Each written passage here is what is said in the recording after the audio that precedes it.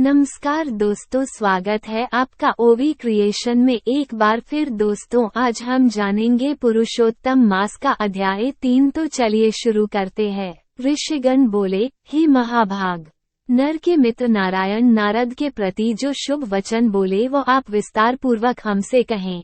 सूत जी बोले, हे द्विजसतमो, नारायण ने नारद के प्रति जो सुंदर वचन कहे वह जैसे मैंने सुने हैं वैसे ही कहता हूँ, आप लोग सुने। नारायण बोले, हे नारद, पहले महात्मा श्री कृष्णचंद्र ने राजा युधिष्ठिर से जो कहा था वह मैं कहता हूँ, सुनो। एक समय धार्मिक राजा अजातशत्रु युधिष्ठिर छलप्रिय धृतराष्ट्र के दुष्ट पुत्रों द्वारा द्यूतक्रीड़ा में हार गए। सबके देखते देखते अग्नि से उत्पन्न हुई धर्मप्रायणा द्रौपदी के बालों को पकड़कर दुष्ट दुशासन ने खींचा और खींचने के बाद उसके वस्त्र उतारने लगा। तब भगवान कृष्ण ने उसकी रक्षा की। पीछे पांडव राज्य को त्याग कामयक वन को चले गए। वहां अत्यंत क्लेश से युक्त वे वन के फलों को खाकर जीवन बिताने लगे। जैसे जंगली हाथियों के शरीर में बाल रहते हैं, इसी प्रकार पांडवों के शरीर में बाल हो गए। इस प्रकार दुखित पांडवों को देखने के लिए भगवान देवकी सुत मुनियों के साथ कामयक वन में गए। उन भगवान को देखकर मृत शरीर में पुनः प्राण आ जाने की तरह युधिष्ठिर, भीमसेन, अर्जुन आदि प्रेमविह्वल होकर सहसा उठ खड़े हुए और प्रीति से श्री कृष्ण के गले मिले और भगवान कृष्ण के चरण कमलों में भक्ति से नमस्कार करने लगे।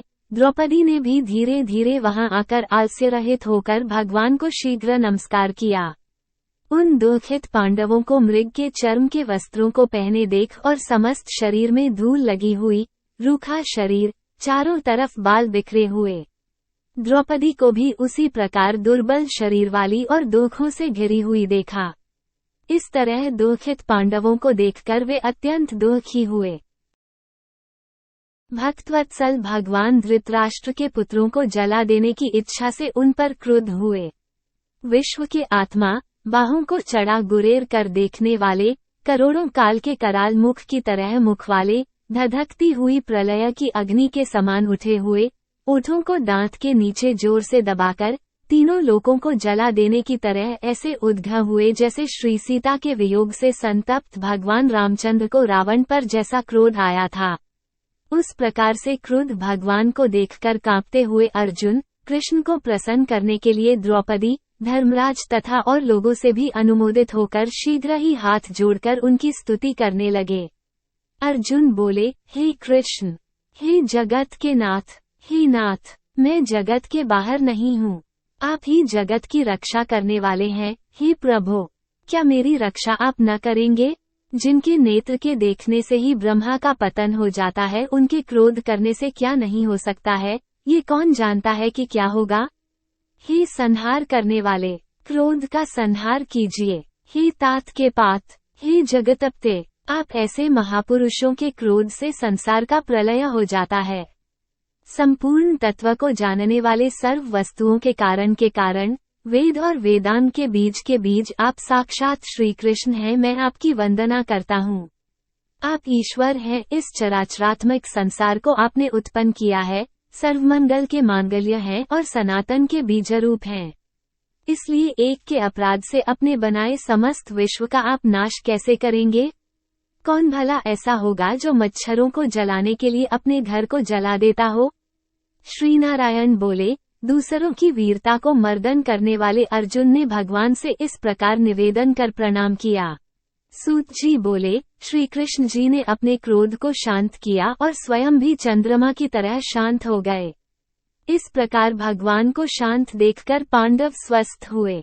प्रेम से प्रसन्नमुख एवं प्रेमविनल हुए सब ने भगवान को प्रणाम किया और जंगली कंद, मूल, फल आदि से उनकी पूजा की। नारायण बोले, तब शरण में जाने योग्य, भक्तों के ऊपर कृपा करने वाले श्री कृष्ण को प्रसन्न जान, विशेष प्रेम से भरे हुए नम्र अर्जुन ने बारंबार नमस्कार किया और जो प्रश्न आपने हमसे किया है वही प्रश्न उन्होंने श्री कृष्ण से किया। इस प्रकार अर्जुन का प्रश्न सुनकर श्री कृष्ण क्षणमात्र मन से सोचकर अपने सुहृदवर्ग पांडवों को और व्रत को धारण की हुई द्रौपदी को आश्वासन देते हुए वक्ताओं में श्रेष्ठ श्री कृष्ण पांडवों से हितकर वचन बोले। श्री कृष्ण जी बोले, हे राजन, हे महाभाग, हे बीभत्सो, अब मेरा वचन सुनो। आपने ये प्रश्न अपूर्व किया है। आपको उत्तर देने में मुझे उत्साह नहीं हो रहा है। इस प्रश्न का उत्तर गुप्त से भी गुप्त है, ऋषियों को भी नहीं विदित है। फिर भी हे अर्जुन, मित्र के नाते अथवा तुम हमारे भक्त हो, इस कारण से हम कहते हैं। हे सुव्रत, वो जो उत्तर है वो अति उग्र है, अतः क्रम से सुनो। चैत्रादि जो 12 मास, निमेष, महीने के दोनों पक्ष, घड़ियां, प्रहर, त्रिप्रहर, 6 ऋतुएं, मुहूर्त, दक्षिणायन और उत्तरायण, वर्ष, चारों युग, इसी प्रकार परार्ध तक जो काल है, ये सब और नदी, समुद्र, तालाब, कुएं, बावली, गड़ियां, सोते, लता, औषधियों, वृक्ष, बांस आदि पेड़, वन की औषधियां, नगर, गांव, पर्वत, पुरियां, ये सब मूर्ति वाले हैं और अपने गुणों से पूजे जाते हैं। इनमें ऐसा कोई अपूर्व व्यक्ति नहीं है जो अपने अधिष्ठात देवता के बिना रहता हो। अपने अपने अधिकार में पूजे जाने वाले ये सभी फल को देने वाले हैं। अपने अपने अधिष्ठात देवता के योग के महात्म्य से ये सब सौभाग्यवान हैं। हे पांडुनंदन, एक समय अधिमास उत्पन्न हुआ। उस उत्पन्न हुए असहाय निंदित मास को सब लोग बोले कि यह मलमास सूर्य की संक्रांति से रहित है, अतः पूजने योग्य नहीं है। यह मास मलरूप होने से छूने योग्य नहीं है और शुभ कर्मों में अग्राह्य है। इस प्रकार के वचनों को लोगों के मुख से सुनकर यह मास निरुयोग, प्रभारहित, दुख से घिरा हुआ, अति खिन्नमन, चिंता से ही ग्रस्तमन होकर व्यथित हृदय से मरणासन की तरह हो गया। फिर वह धैर्य धारण कर मेरी शरण में आया। हे नर, वैकुंठ भवन में जहाँ मैं रहता था वहाँ पहुँचा और मेरे घर में आकर मुझ परम पुरुषोत्तम को इसने देखा। उस समय अमूल्य रत्नों से जटित सुवर्ण के सिंहासन पर बैठे मुझको देखकर यह भूमि पर साष्टांग दंडवत कर हाथ जोड़कर नेत्रों से बराबर आंसुओं की धारा बहाता हुआ धैर्य धारण कर गद वाणी से बोला। सूत जी बोले। इस प्रकार महामुनि बद्रीनाथ कथा कहकर चुप हो गए।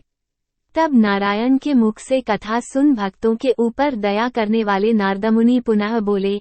नारद बोले, इस प्रकार अपनी पूर्ण कला से विराजमान भगवान विष्णु के निर्मल भवन में जाकर भक्ति द्वारा मिलने वाले, जगत के पापों को दूर करने वाले, योगियों को भी शीघ्र न मिलने वाले, जगत को अभयदान देने वाले ब्रह्मरूप मुकुंद जहाँ पर थे उनके चरण कमलों की शरण में आया हुआ अधिमास क्या बोला।